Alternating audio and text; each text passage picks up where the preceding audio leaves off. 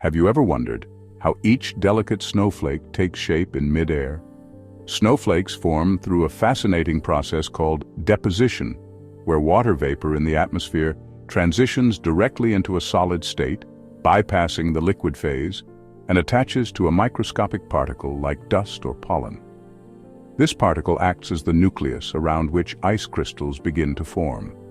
The molecular geometry of water, with its ability to bond in a hexagonal pattern, ensures that the ice crystals develop into their signature six-sided structures. However, the beauty and intricacy of each snowflake are guided by external factors such as temperature and humidity, which influence the speed, direction, and pattern of crystal growth. As the snowflake falls, it passes through various layers of air with constantly shifting conditions, sculpting its final form. These dynamic changes in the environment act like a natural artist, crafting an astonishing variety of shapes and patterns. This is why no two snowflakes are ever exactly alike, making each one a masterpiece of nature. Snowflakes are intricate ice crystals that form in clouds when water vapor freezes around a tiny particle, like a dust mote. Their delicate and unique patterns result from atmospheric conditions such as temperature, humidity, and air currents.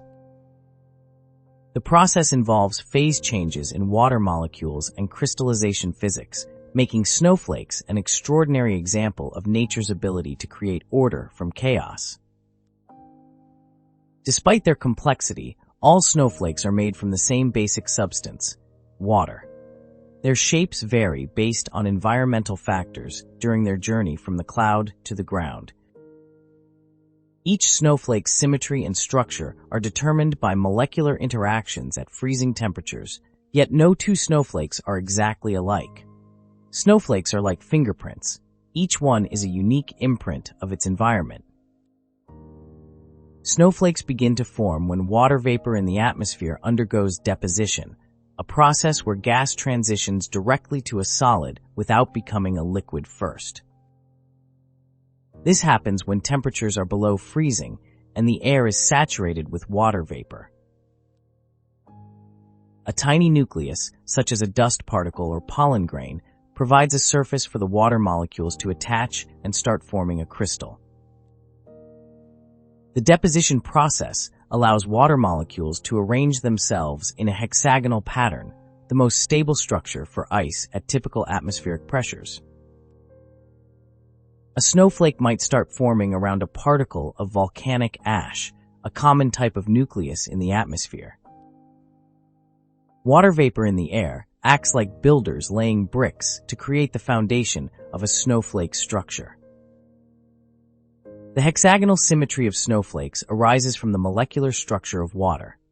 Each water molecule has 2 hydrogen atoms and 1 oxygen atom arranged in a way that allows them to form hydrogen bonds. These bonds naturally organize into hexagonal shapes when frozen, creating 6-sided crystals. As the snowflake grows, additional water molecules attach to its edges, maintaining the 6-fold symmetry. The process is influenced by surrounding temperature and humidity, which can lead to the formation of branches and intricate designs. A classic 6-armed snowflake forms because the molecular geometry of water ensures that every arm grows in a symmetrical pattern. Hexagonal symmetry in snowflakes is like the honeycomb structure in a beehive. Both are dictated by the efficiency and stability of their geometry. The specific shape of a snowflake depends on the temperature and humidity levels it encounters during formation. At lower temperatures, simpler plate-like or columnar structures form. Higher humidity promotes the growth of elaborate, branched patterns. Cold and dry conditions. Snowflakes are smaller and more compact. Warmer and humid conditions. Snowflakes develop intricate, feathery shapes. Small changes in these conditions can cause dramatic differences in growth, resulting in the diverse shapes and sizes observed in snowflakes. A snowflake forming at -5°C in a high humidity cloud will have elaborate branched arms, while one forming at -15°C in a low humidity environment will appear more needle-like. Temperature and humidity are like a sculptor's tools. shaping snowflakes into simple or complex designs depending on how they are applied. As a snowflake grows, water vapor attaches to its 6 corners more readily than to its flat surfaces. This preferential growth at the corners creates branches, which can split into smaller branches, forming the intricate designs we associate with snowflakes. The growth is also influenced by local variations in temperature, airflow, and vapor density. The branching process is self-replicating, meaning that similar conditions on all 6 arms result in symmetrical growth, though slight differences can create variations in fine details. A snowflake's branches might grow unevenly if one side of the crystal encounters warmer air during its descent, altering its shape. Branching in snowflakes is like the growth of tree branches. Each new limb grows outward based on its local environment. No 2 snowflakes are identical because they form in constantly changing environments. The conditions of temperature, humidity, and air currents vary microscopically as the snowflake falls, influencing its growth. Even tiny differences in these conditions result in unique structures. While all snowflakes share the same hexagonal symmetry, the sequence of environmental influences ensures infinite variation in their detailed patterns. 2 snowflakes forming in the same cloud might start similarly, but as they fall through the atmosphere, different conditions will create distinct designs. Snowflakes are like individual snowball fights. No 2 follow the exact same trajectory, creating unique outcomes each time. Snowflakes are classified into various types based on their shapes. Plates are thin, flat crystals with simple hexagonal patterns. Stellar dendrites are elaborately branched snowflakes resembling stars. Columns are long, cylindrical ice crystals. Needles are thin, elongated crystals formed under specific temperature conditions. Capped columns are column-shaped crystals with flat, plate-like ends. These shapes depend on the precise temperature and humidity during formation.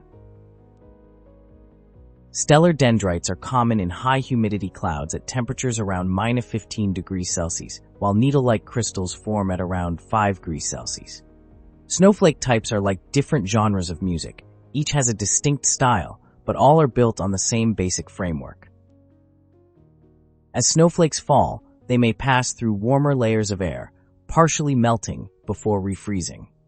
This melting and refreezing can alter their shape, creating rounded or irregular forms called graupel. Additionally, collisions with other snowflakes can cause clumping, leading to larger, composite snowflakes. The melting process smooths out the sharp edges of ice crystals, while refreezing in colder layers can form more solid, compact shapes.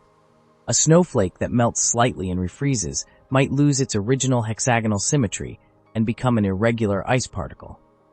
Melting and refreezing snowflakes are like clay sculptures. Heat softens the structure, and cooling hardens it again into a new form.